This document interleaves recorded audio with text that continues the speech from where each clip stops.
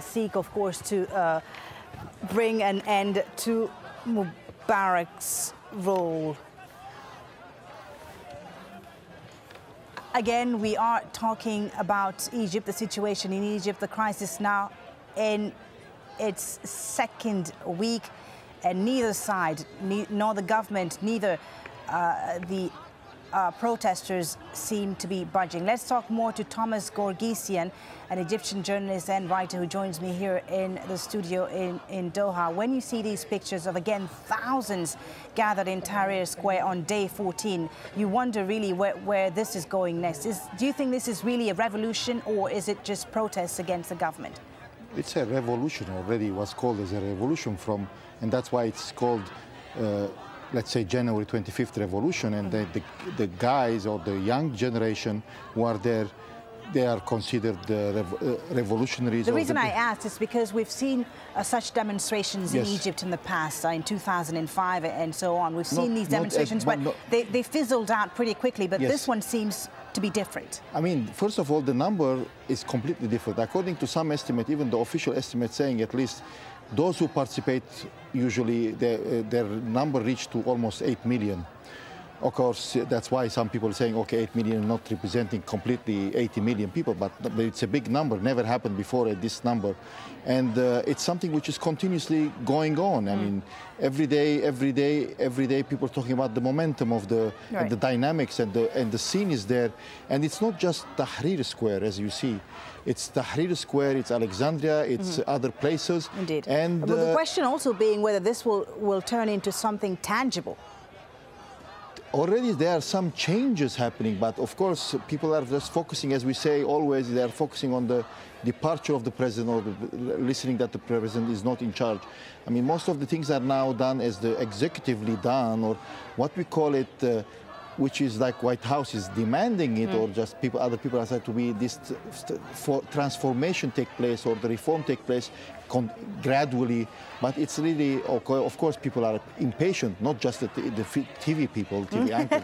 It's like even the people over there. Everyone's impatient. I think the people there more so than us. Yeah, of course, because they are looking for the change, which is the change. Okay. But as I can tell you, the number is already there. So, as Ed, you are expecting tomorrow is going to be another million. Of course, we don't call it million men because there are men and women there, and it's going to be not just Tuesday. As a matter of fact, it was decided last week to make it this Sunday, which was yesterday, and make it another one tomorrow, and then of course the Friday. Sure. Usually the figure, the cornerstones are every Friday there is a big step. After the prayers, of course. So the momentum, you say, is still there. Thank you very much, Thomas Gorgisian, for speaking to us. Let's now speak to our correspondent, Ayman Mohildeen, who joins us live from Cairo. Ayman, we were watching pictures earlier of the protest today in Tahrir Square and the symbolic funeral of this journalist who was killed in this unrest. And I know that you, more than anyone else, know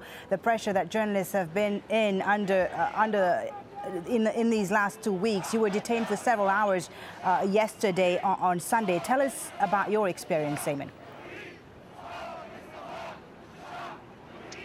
Well, you know, as we have been for the past several weeks, we've been reporting daily from Liberation Square. And yesterday, as I was making my way into Liberation Square, I was essentially stopped by the Egyptian military, and there was a young recruit there, I guess, who asked me for my identification. And when I presented him with my identification, he asked me what you were coming to do.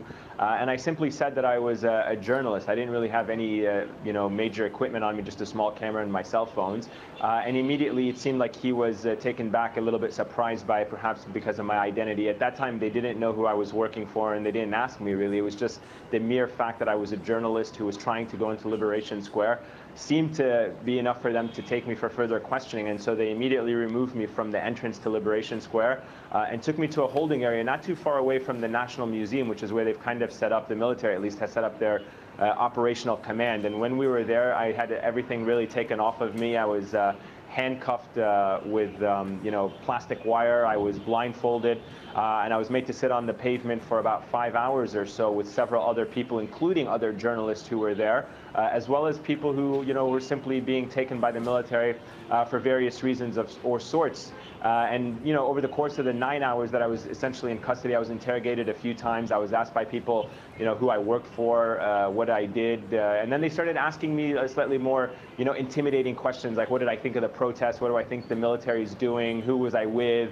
And they were ultimately saying to me what I was doing in Egypt. Why don't I just go back to the United States, where I came from, and why I was trying to project a negative image of Egypt to the outside world. And so it was a bit of a long ordeal, and certainly, what I saw there was a bit difficult compared to what, the other people that were going through was a lot worse. So, again, just to reiterate, Ayman, this was the military interrogating you yesterday.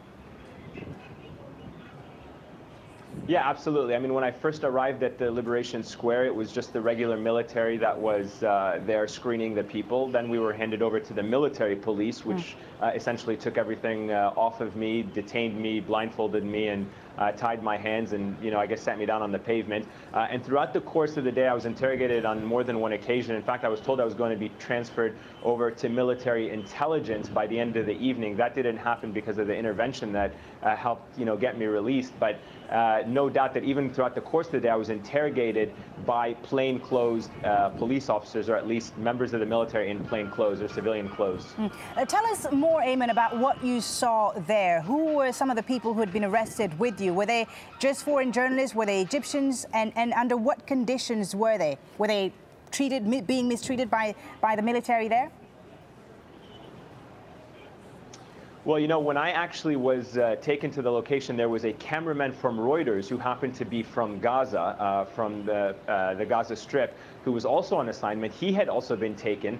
There was a reporter who I believe worked for the New York Times, and he was there, but he was immediately released. He was not of Arab descent. He was clearly a foreign national, but he was immediately questioned and turned around and let go. So there were at least at one point, by my accounts, 3 journalists. The other people that were there were individuals mostly from inside the protesters, from inside Liberation Square. And as I understood it from their interrogations, because this was happening in an open area, many of these people were either people who had lost some form of identification, people that the military was not happy with the way they were behaving. Supposedly one guy arrived to Liberation Square and had with him a small pocket knife, so he became a person of suspicion for them, and he was detained. I can tell you from what I saw and from what I heard, a lot of these people were beaten up. The military was dealing with them in a very aggressive manner. They were slapped, they were kicked. The military was trying to essentially subdue them. I don't think it was a matter of trying to coerce them for information, but in essence, the military was dealing with these people as prisoners of war. These were individuals who were trying to plead for their safety, for their innocence. Many of them were crying, saying that they were just simply caught up in the wrong moment. But the military showed no mercy, and on a few occasions, they really roughed them up pretty badly. They kicked them in the back of their heads. One of the soldiers that was there had with him a small taser gun. He was instantly, instigating that taser to try to scare the prisoners or the detainees really into submission and behaving. Many of them had their shirts taken off of them, and many of them were also, severely whipped and slapped and essentially pushed around in a way to kind of control them, even though they weren't doing anything that was very disobedient, but merely just trying to plead to the military that they had been caught up and they had been taken by mistake and they wanted to be released. Once again, the people who were there, you mentioned that there were a lot of people of Arab descent. Those who were being beaten, as you said, by the military, were they Egyptians? And did you get a sense of whether or not they were pro or anti-Mubarak?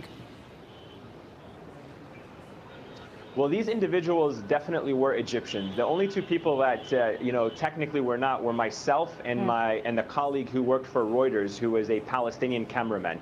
Though we were the only 2 that were not carrying any Egyptian passports or Egyptian identification. The others all were. The problem that the military felt with some of these individuals is, for example, On the way in and around Liberation Square, there are these popular committees, these neighborhood watch committees. Some of these individuals were people, for example, who were saying that they had lost their ID. And so when they came to this committee, the committee was suspicious of them, why they were coming to Liberation Square. And then they were essentially taken by these committees and handed to the military. Once they were in the custody of the military brought them to this holding area where we were.